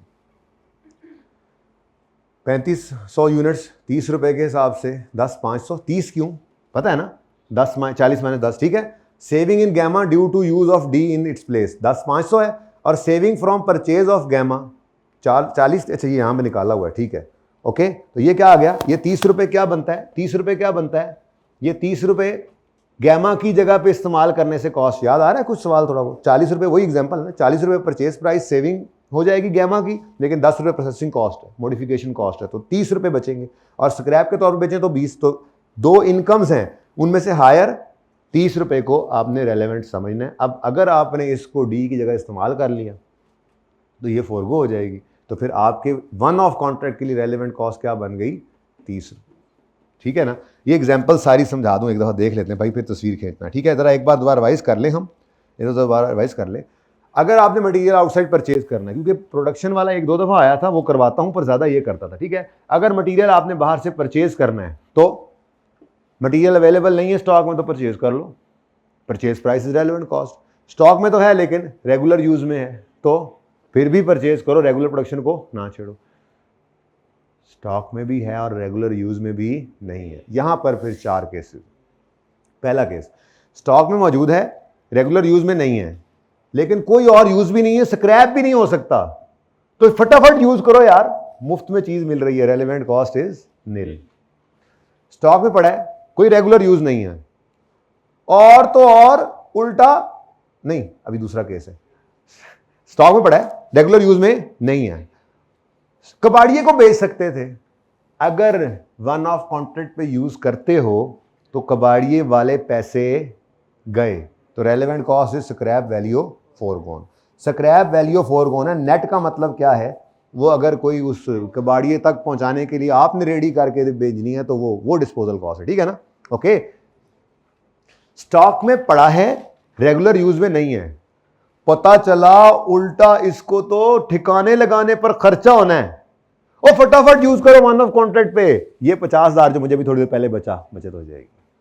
और लास्ट केस, स्टॉक में पड़ा है, रेगुलर यूज में नहीं है, लेकिन इसके दो यूजेस हैं। नंबर 1 स्क्रैप के तौर पे बिक सकता है, नंबर 2 किसी और मटेरियल की जगह मॉडिफाई होकर यूज हो सकता है। तो दो रेवेन्यूज, दो इनकम्स, बिकेगा 20 का, मॉडिफाई होकर गैमा की बचत कराएगा 30 रुपए, तो दोनों में से हायर 30, ये सिलेक्ट करो। अगर फिर इसको यूज करते हो वन ऑफ कॉन्ट्रैक्ट पर तो आपका रेलेवेंट, यहां पे 1 ई नहीं लिखा हुआ, मिट गया लगता है, कॉपी पेस्ट करते। ठीक है, तो आप अगर इसको यूज कर जाते हो तो ये आपके लिए रेलेवेंट कॉस्ट क्या बन जाएगी, हायर इनमें से। ठीक है, अच्छा ऑन ठीक था, ओह सॉरी। अब इधर देखो ज़रा, इसको एग्जाम्पल से समझ लें एक दफ़ा। ठीक है, एग्जाम्पल से समझ लें, नस ही गया, मैंने कहा मैं नहीं खेड़ता, ये सारा कुछ करना है हमने आज, इसलिए मैंने FR1 को मैंने कहा अब कल फिर आपको हाफ, FR1 को हाफ, तो छोड़ो बस, वैसे ही बारिश बड़ी हो गई है, बच्चे बेचारे पहुँच नहीं सकेंगे, तो जो आ गए हैं अब इनको पकड़ो, CMA साइड पे लगाओ, कल इंशाल्लाह फिर उनको, ये कल बारिश आ गई, फिर कल जो ऐसे ही आ गए उनको करा दूंगा। अब क्या कर सकता हूँ, रिवीजन ही है, सिलेबस तो आपके पूरे ही हैं। लें जी, ये ज़रा देख लें 1 बाय 1। मटेरियल, एक मटेरियल ए है हमारे पास, 2500 यूनिट्स हमने खरीदे थे 250 रुपए के हिसाब से खरीदे थे। जो मटेरियल पड़ा है ना, खरीदे थे तो संक कॉस्ट होती है। ठीक है, कोई और यूज़ नहीं है, स्क्रैप भी नहीं है, तो क्या करो, वन ऑफ कॉन्ट्रैक्ट पे यूज कर लो स्टोर में जो पड़ा है वहां से, रेलेवेंट कॉस्ट क्या है, नील। पॉइंट 2 जरा एग्जांपल सामने आ गई ना। मटेरियल बी भी एक हमारे पास पड़ा है 2000 यूनिट्स, जो हमने खरीदा था 300 का, यार 300 का खरीदा था साइड पे कर दो ना। अगली बात बताओ, स्टॉक में पड़ा, रेगुलर यूज में है, नहीं रेगुलर यूज में नहीं है। अच्छा ये वही वाली केस है, 3 का केस, 3 का आगे चल रहा है, ऐसे ही है। ये material is available in stock but is not regularly use, ये 3 में आ चुके हैं, ये सारी एग्जांपल उसकी चल रही है, ठीक है ना। तो ये जनाब हमारे पास स्टॉक में 2000 यूनिट्स पड़े हैं, ये तो संक कॉस्ट है, कोई और इसका यूज है नहीं, हमने कहा कोई यूज नहीं, स्क्रैप के तौर पे बिक सकता है। Can be sold at scrap 25 रुपए, but 3 rupees will be incurred on it's disposal. तो कितने का नेट में पड़े बचत होगी, मतलब नेट कितने मिलते हैं इससे, इसको अगर कबाड़ियों को बेचे तो नेट में 22 रुपए आते हैं। अब अगर आपने इसको यूज कर लिया स्टोर में से वन ऑफ कॉन्ट्रैक्ट पर, तो ये 22 रुपए पर यूनिट आप खो देंगे। तो आपकी रेलेवेंट कॉस्ट क्या होगी, अपॉर्चुनिटी कॉस्ट फॉरगोन, जो कि कितनी है 22 रुपए पर यूनिट। कितने पड़े हैं 2000, तो 2000 यूनिट्स की 22 रुपए के हिसाब से 44,000 की आ गई रेलेवेंट कॉस्ट। मुझे तो लगता है अब सवाल रहने ही दें चलो खैर। तीसरा, मटेरियल सी भी एक पड़ा है हमारे पास, 2500 लीटर्स है, जो खरीदा था 280 के हिसाब से, कोई और यूज नहीं है इसका, किसी को स्क्रैप भी नहीं कर सकते, उल्टा डेंजरस है और can be dispose of for 15 रुपए पर लीटर। ये आपकी क्लास का हैंड आउट बना हुआ है, मैंने कोई नई चीज नहीं की, सिर्फ उठा के कॉपी करके यहाँ पे रखा है ताकि आपको रिवाइज करा सकूं, ठीक है। हाँ जी, अब बताओ, ये तो उल्टा डेंजरस है, इसको तो ठिकाने लगाने पर आपको 15 रुपए पर लीटर पड़ना है, फटाफट यूज करो वन ऑफ कॉन्ट्रैक्ट पर। रेलेवेंट कॉस्ट क्या होगी वन ऑफ कॉन्ट्रैक्ट के लिए, इसकी कॉस्ट नहीं है, उल्टा सेविंग इन डिस्पोजल कॉस्ट है, ठीक है। ये अवॉइड हो सकती है कॉस्ट इस यूज करने से, तो अवॉइडेबल कॉस्ट, ये तो रेलेवेंट इनकम बन जाती है। तो रेलेवेंट इनकम क्या बनेगी, 2500 लीटर्स 15 रुपए की बचत दे जाएंगे सारे के सारे, तो ये 37,500 हमारे वन ऑफ कॉन्ट्रैक्ट के लिए रेलेवेंट हो। और ये अभी आपको करवा दिया, क्या है जी, मटीरियल डी भी एक पड़ा है हमारे पास, मटीरियल डी 3500 लीटर्स, और ये भी करवा दिया, ठीक है। 400 का खरीदा था, छोड़ो। Can be use in place of gamma after modification of 10, और गैमा की प्राइस है 40 रुपए, और can be sold as scrap 20 रुपए। अब अगर इसको यूज करते हो वन ऑफ कॉन्ट्रैक्ट पर, तो दोनों को कंपेयर करो।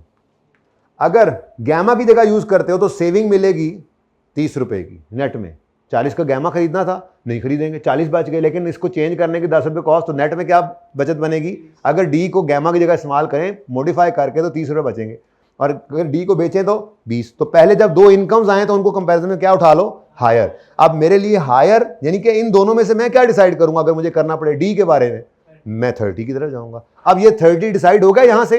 अब अगर मैंने इसको वन ऑफ कॉन्ट्रैक्ट पे इस्तेमाल कर लिया तो ये 30 मेरा फोरगो हो जाएगा। तो इस कॉन्ट्रैक्ट के लिए रेलेवेंट कॉस्ट क्या बनती है, अगर मैंने इस 3500 यूनिट्स को यूज करता हूं तो 30 रुपए के हिसाब से 1,05,000। Got it. तो ये तीसरी चीज भी होगी जनाब, मटीरियल लेबर ओवरहेड, बल्कि ये भी हो गया नॉन करंट एसेट, ठीक है जी। तो रेलेवेंट कॉस्ट की बात हो रही है, तो कुछ जेन में बैठा अब नॉन करंट एसेट्स का, फिक्स्ड ओवरहेड्स का, वेरिएबल ओवरहेड्स का, और अब क्या है मटीरियल, ठीक है, मटीरियल हो गया डन। अब आखिरी रह गया जी लेबर। लेबर में सही रोले थे, लेकिन ये थोड़ा सा रह गया, ये तो देखते चलो। अगर एंटिटी खरीदती है ही नहीं बल्कि खुद ही बनाती है, आपने एक वन ऑफ कॉन्ट्रैक्ट रिसीव हुआ है, उसके अंदर आपने एक मटेरियल यूज करना है, जो मटेरियल ऑलरेडी आपकी अपनी फैक्ट्री बना रही है, तो फिर बस उसकी प्रोडक्शन कॉस्ट ही रेलेवेंट कॉस्ट है। अगर एंटिटी प्रोड्यूस करती है इसको इन हाउस मटेरियल जो चाहिए आपको, तो वन ऑफ कॉन्ट्रैक्ट पे इस्तेमाल जो करना है, तो क्या करो, प्रोड्यूस कर लो भाई, फैक्ट्री का बटन ऑन करो और बना लो। रेलेवेंट कॉस्ट क्या होगी, relevant cost is cost of production, ठीक है। वेरिएबल प्रोडक्शन कॉस्ट लेनी है, डायरेक्टली एट्रीब्यूटेबल फिक्स कॉस्ट भी ले सकते हैं, ठीक है। Sometime manufacture and purchase both option are given, lower will be selected. सादा सी बात है, कॉस्ट के लिए एक जनरल रूल था, ठीक है, छोटे छोटे पॉइंट्स हैं। तो ये जनाब, अच्छा तस्वीरें आपने नहीं बनाई हैं आज, फटाफट बनाते जाओ। सबसे पहले तो आपने इसकी तस्वीर बनानी थी, पता नहीं कब आएगा, जब टाइम मिलेगा तो मैं जो है वो, ये वैसे आपके पास बने हुए हैं, ये ऐसे ही बना हुआ है, कोई बात नहीं है, मैं भेजूंगा बट जब मुझे सांस आएगा, फिलहाल तो सांस नहीं आ रहा है, कोई पता नहीं आज आ जाएगा। तो FAR 1 को आज कैंसिल किया है ना, सुकून से आपको ख़त्म करना है, तो फिर मेरा सांस जो है ना वो 67% पे आ जाएगा। फिलहाल मेरा सांस जो है 33% पे है, FAR 2 ख़त्म हुआ है ना, आज 67% पे आ जाएगा, तो फिर सांस ज़्यादा आ रहा होगा, हो सकता है मैं ये जब वो भेज दूँ आपको पिक्चर्स, लेकिन स्टिल मैं कहता हूँ वैसे आपके पास हैं भी से, रहने दो, चलो ठीक है भेजता हूँ मैं। एकदम से थोड़ा सांस आना शुरू हो चुका है ऑलरेडी, क्योंकि मुझे ये लग रहा था कि यार इनको 1 बजे तक ना कर पाया तो फिर ये कल पे जाएंगे। तो जो सिर्फ CMA वाले हैं उनकी तो जान छूटे ना। अब बारिश होगी अल्लाह लोई, FR1 वाले भी मौज करें, घर बैठ के पकौड़े खाएं, समोसे खाएं, मुझे दुआओं में याद रखें, पकौड़ों समोसों में याद रखें। अच्छा, उसके बाद ओवरहेड्स कोई अगर खींच रहा है तो उसके लिए, बाकी मैं तो कह रहा हूँ रहने दो, ठीक है, मैं इसको ऐसे ही मैं बना के भेजता हूँ, ठीक है ना। वो यूँ कर लूँगा ना, ओवरहेड्स को यूँ सामने खोल के मैं खुद तस्वीर सामने बना लूँगा, ठीक है। उसके बाद फिर ऐसे ही हर एक को एक एक करके, तो जो ज़रा छोटा हो जाए फिर गुजारा कर लेना। आप लोगों के पास नोटेड है आपके रजिस्टर्स में, बस कोशिश ये करूँगा इकट्ठा हो जाए। IT वालों से बंदा जाके, असल में ये वन नोट ऐसी चीज़ है, IT वाले भी इस तरह से तो इस्तेमाल नहीं करते रूटीन में। बंदों से जाके पूछे यार ये मेरी पूरी फाइल ही PDF बन जाए, बन नहीं रही थी। ट्राई करूँगा, अगर वही बन गई तो सारी फाइल भेज दूँगा नोट्स के साथ ही, अगर उस पर सही नज़र आता हुआ तो। आप लोगों के लिए किया हुआ ना सारा कुछ, आप लोगों को ही पढ़ाया हुआ है, कोई ये तो है नहीं कि कहीं कब्र में मैंने साथ लेके जाना।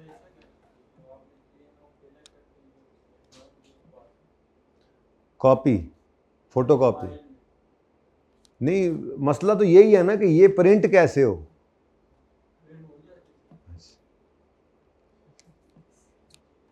अच्छा जी, उसके बाद नॉन करंट ऐसे बाद हमने मटेरियल देख लिया है, मैं रिलैक्स हो गया है ना, लगता है आपका आज का दिन आ गया। और ये कौन सा ओपन कर लिया हमने,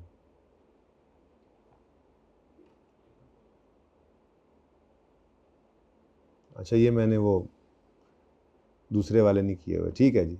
अच्छा है, चलें आगे।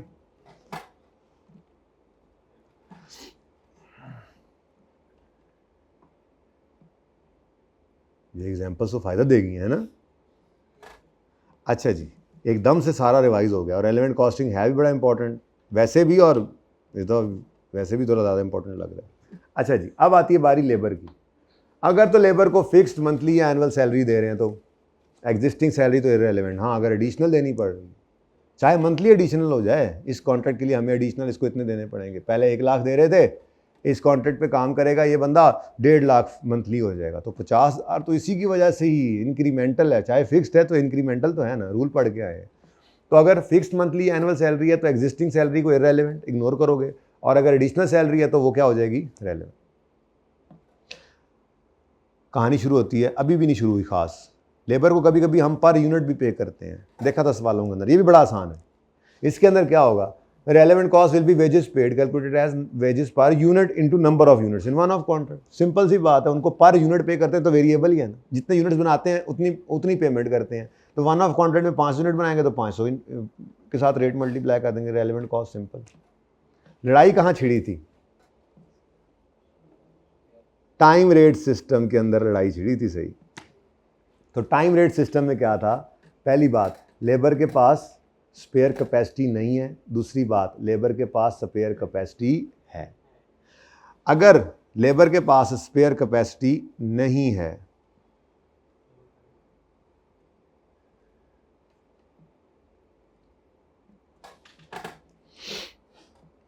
ये ज़्यादा बेहतर चल रहा है।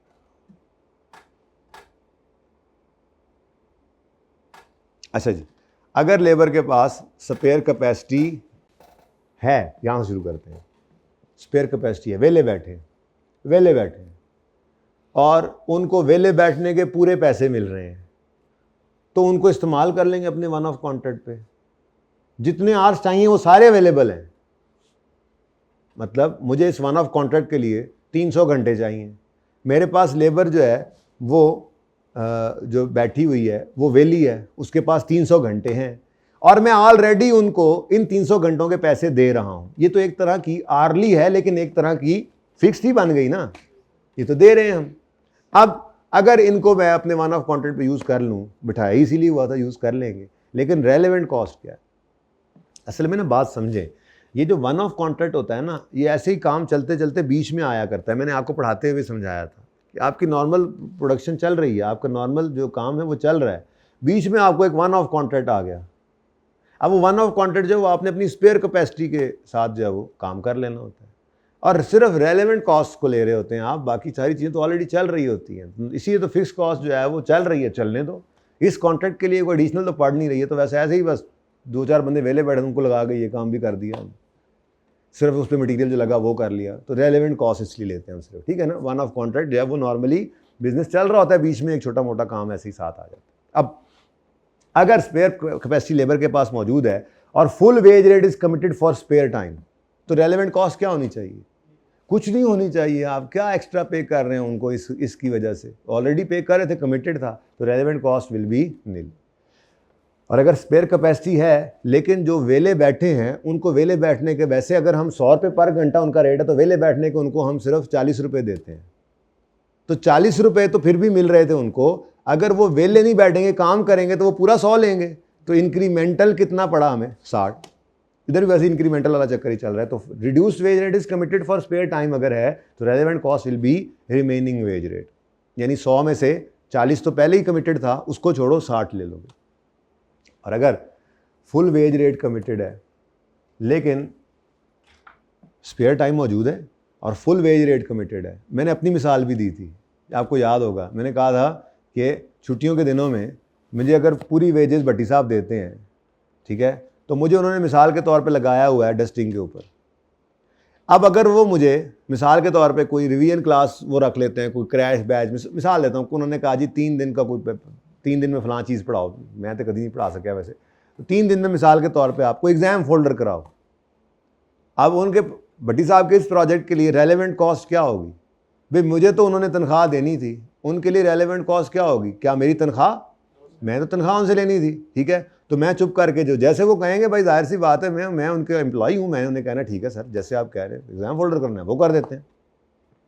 तो इस एग्ज़ाम फोल्डर के लिए भट्टी साहब की रेलेवेंट कॉस्ट क्या बन रही है? मेरी तनख्वाह। वो तो फुल वेज रेट कमिटेड था, पर आवर मुझे कमिटेड था कि इतने घंटे तुमने रोज़ आना है, इसके पैसे तुम्हें मिलेंगे, वेला बैठने के भी पैसे मिलते थे। लेकिन जो मुझे उन्होंने फिलहाल डस्टिंग पे लगाया हुआ था, अपने रूम की डस्टिंग रोज़ किया करो आके, अब जब मैं एग्ज़ाम फोल्डर करने लग जाऊँगा तो डस्टिंग के लिए कोई बंदा चाहिए, तो वो तो लाना पड़ेगा ना बाहर से। तो भट्टी साहब के लिए एग्ज़ाम फोल्डर की रेलेवेंट कॉस्ट क्या बनेगी?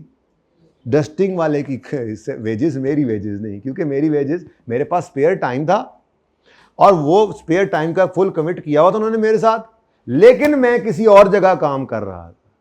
तो जब मुझे हटाया जाएगा उस काम से, डस्टिंग वगैरह से, तो डस्टिंग वाले बंदे लाने पड़ेंगे, तो उनकी तो जो वेज रेट है थोड़ा कम होगा, लेकिन होगा तो सही ना। वो इस कॉन्ट्रैक्ट के लिए क्या बन जाएगा? रेलेवेंट। अब पढ़ो, लेबर का आर्ली वेज पे करते हैं और लेबर के पास स्पेयर टाइम मौजूद है, फुल वेज रेट कमिटेड है, तो रेलेवेंट कॉस्ट नील। फुल वेज रेट कमिटेड है लेकिन किसी और वर्कर की जगह काम कर सकते हैं, तो जब आप हटाएंगे उस काम से तो वहाँ बंदा लाना पड़ेगा। तो इस कॉन्ट्रैक्ट के लिए उनकी वेजेस नहीं, जहाँ से हटाया है जहाँ पर लाने पड़ेंगे, डस्टिंग वाला ध्यान में रखना, डस्टिंग वाला लाना पड़ेगा, तो उसकी वेजेस क्या है? रेलेवेंट। तो full wage rate is committed for spare time but can work in place of other workers, तो relevant cost will be hiring cost of that other dusting वाला। सही है। कॉन्ट्रैक्ट क्या है? Exam folder. भट्टी साहब का कॉन्ट्रैक्ट कौन सा है? भट्टी साहब का जो वन ऑफ कॉन्ट्रैक्ट भट्टी साहब को रिसीव हुआ है, वन ऑफ वो क्या है? Exam folder. उसके लिए रेलेवेंट कॉस्ट भट्टी साहब कैलकुलेट कर रहे थे, तो वेजेस की कॉस्ट उनके, अगर मैंने पढ़ाना है तो उनको वेजेस की कॉस्ट क्या पड़ेंगी, इसके लिए रेलेवेंट। वो तो ऑलरेडी इनकर कर रहे थे फिक्स कॉस्ट। डस्टिंग मुझे लगाया हुआ था, उन्होंने कहा चलो वेला ना बैठे छुट्टियों में भी। अब अगर वो उठा के मुझे 3 दिन के लिए एग्जाम फोल्डर पे बिठा दें, तो 3 दिन के लिए जो यहाँ पे दिहाड़ी पे बंदा आएगा, दिहाड़ी पे उसकी 100 रुपये दिहाड़ी है, तो रेलेवेंट कॉस्ट उनके लिए फिर 300 रुपये है। बात समझ आ रही है? ठीक है, ये बात समझ आ गई। और अगर लेबर के पास स्पेयर कैपेसिटी नहीं है, सेशन चल रहा है सेशन चल रहा है, लेबर के पास स्पेयर कैपेसिटी नहीं है, तो फिर नई लेबर हायर करें बाहर से। एग्जाम फोल्डर के लिए किसी और उस्ताद से बात करें मार्केट के अंदर, कॉलेज के अंदर। मैं तो फारिग नहीं हूं, ठीक है। अगर बाहर से हायर करना है तो फिर रेलेवेंट कॉस्ट क्या होगी? जो उन्होंने पैसे लेने हैं, हायरिंग कॉस्ट। और अगर मैं कहता हूँ साहब अब फिर क्या करें, अब हालत तो कोई नहीं है, लेकिन अब आप जैसे कहा था FR2 की छुट्टी दे दें, तो उन्होंने क्या कहा था? नहीं, कोई छुट्टी नहीं है। तो क्या करें फिर? एम्प्लॉय हैं, करना पड़ता है ना जी। है जी, क्या ख्याल है? तो स्पेयर टाइम तो अवेलेबल नहीं था, ओवर टाइम के लिए लेबर राजी होगी। So overtime is worked by existing labour on one off contract. तो रेलेवेंट कॉस्ट क्या होगी? जो बेसिक पे ले रहा होता है बंदा, लेबर, वो तो लेता ही है ओवर टाइम के लिए। फिर चूँकि ओवर टाइम है ना, फिर नखरा भी करता है कि मैं इस एक्स्ट्रा 1 घंटे के वैसे 100 रुपये लेता था तो 150 रुपये लूँ, क्योंकि मैंने कुर्बानी की है, अपनी कमिटमेंट्स को आगे पीछे किया, घर वालों को आगे पीछे किया, बच्चों को आगे पीछे किया है। तो ये जो मुझे एक्स्ट्रा आपने बिठाया, इसकी कुर्बानी ज़्यादा है रूटीन के काम से। तो 100 रुपये पर घंटा पहले देते थे ना, तो आप 150 रुपये दो, ठीक है। तो फिर अगर लेबर के पास स्पेयर कैपेसिटी नहीं है और ओवर टाइम लेबर वर्क करने पर राजी है, तो relevant cost will be hiring of existing labour, hiring cost of hiring of existing. और वो कॉस्ट ऑफ हायरिंग क्या होगी? नॉर्मल तो मिलेगा ही मिलेगा, ओवर टाइम वाले घंटे में ओवर टाइम का प्रीमियम भी मिलेगा, यानी 150 रुपये। नॉर्मल घंटों के तो 100 रुपये के हिसाब से 10 घंटों का बनता है 1000 रुपया, 10 घंटों का 1000 ही बनता है ना, ठीक है। लेकिन अगर ऊपर 2 घंटे लगेंगे तो उसका 200 नहीं बनेगा, उसका 300 बनेगा। तो टोटल कॉस्ट कितनी बन गई? टोटल कॉस्ट कितनी बन गई इस कॉन्ट्रैक्ट के लिए? 300, 1300। वो तो उधर हो गया, मैं कह रहा अगर ओवर टाइम लगता है तो ठीक है, चलें छोड़े, मजाक कर रहा था। और सबसे फेवरेट और सबसे टेक्निकल इसके अंदर ये, वो क्या है जी? अच्छा करते हैं, वो क्या है जी? वर्क नहीं कर सकते ओवर टाइम। मैंने कहा जी मैं ओवर टाइम नहीं वर्क करूँगा, ठीक है, इसी में जो करवाना है करवा लें। बट इसने कहा जो भी हो, मैंने ये वन ऑफ कॉन्ट्रैक्ट करना ही करना है, तुम छोड़ दो ये वाला काम। अब जो यहाँ से काम छोड़ेंगे तो यहाँ पे कंट्रीब्यूशन लॉस आएगा, वो भी रेलेवेंट है, ठीक है। डाइवर्जन कॉस्ट किसे कहते हैं? जो कंट्रीब्यूशन लूज होना है दूसरी तरफ जाने का, और दूसरी तरफ जाके मैंने 1 घंटे के पैसे फिर भी लेने, मैंने अगर 3 घंटे काम करना है तो 3 घंटे के पैसे फिर भी लेने हैं। लेकिन ऑर्गेनाइजेशन को क्या नुकसान होगा? उनको डाइवर्जन कॉस्ट भी पड़ेगी और मेरी हायरिंग कॉस्ट तो उनको देनी ही पड़ेगी, ठीक है। तो अगर लेबर के पास स्पेयर कैपेसिटी नहीं है और ओवर टाइम भी वर्क नहीं कर सकते, तो ट्रांसफ़र करो उनको एग्जिस्टिंग टास्क से अगर, तो फिर relevant cost will B cost of hiring. वो पैसे तो देने ही है ना, नहीं देने, ठीक है, क्योंकि ऑर्ली वेज दे रहे हैं ना, काम करेंगे तो वेरिएबल है, ठीक है। Cost of hiring plus contribution lost of existing work, ठीक है। Existing rate per hour plus contribution forgone for existing task, वो भी फिर पर आवर लेना है, ठीक है। तो ये मैंने मिसाल बनाई थी, ठीक है, कि मिसाल के तौर पे 200 रुपये पर आवर एग्जिस्टिंग वेजेस थी, प्रोडक्ट एक्स पे ये लेबर हमारी काम कर रही थी, ठीक है। प्रोडक्ट एक्स से कंट्रीब्यूशन पर यूनिट आ रहा था 100 रुपये, और एक प्रोडक्ट एक्स के ऊपर 2 घंटे लगते थे, कितने? 5 घंटे लगते थे लेबर के, तो पर आवर कितना कंट्रीब्यूशन लूज होगा? 20 रुपये। अब ये 20 रुपये कंट्रीब्यूशन फॉरगॉन पर आवर आ गया, 200 रुपये पर आवर बेसिक में, ये 50 भी डालो, रेलेवेंट कॉस्ट 250 बनती है। इसको देख लो,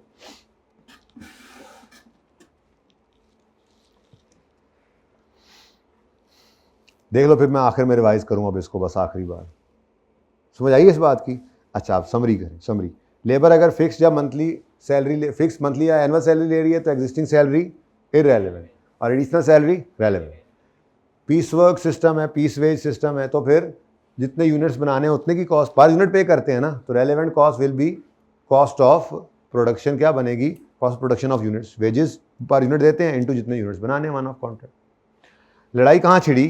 पर आवर पे करते हैं, पर आवर पे करते हैं, और लेबर के पास स्पेयर कैपेसिटी है, तो फिर तो ज़िंदगी आसान है।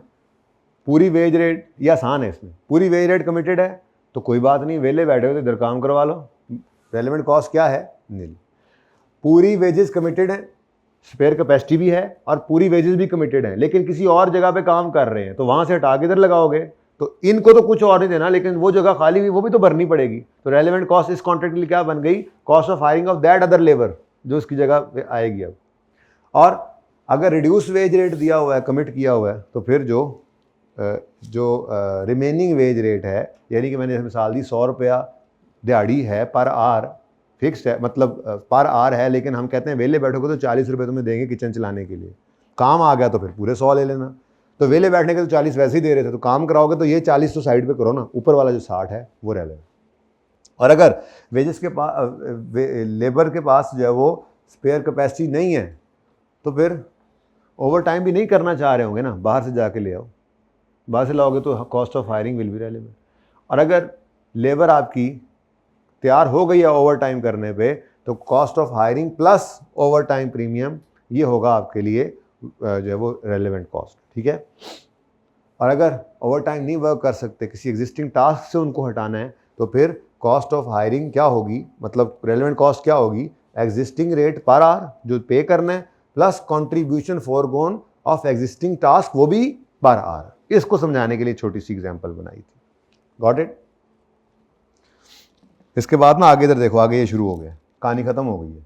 ओके, तो ऐसा करते हैं, यहाँ पे इस पार्ट को ब्रेक करते हैं और इस पार्ट, क्योंकि आज हम सुकून से पढ़ेंगे, यू नो, ठीक है। इस पार्ट के बाद फिर मैं आपको एक सवाल क्विकली कराता हूँ और उसके बाद फिर इसी तरह से चलेंगे हम इंशाल्लाह। 3-4 बजे तक फ्री कर दूंगा आपको, ठीक है जी। इसको बंद करें।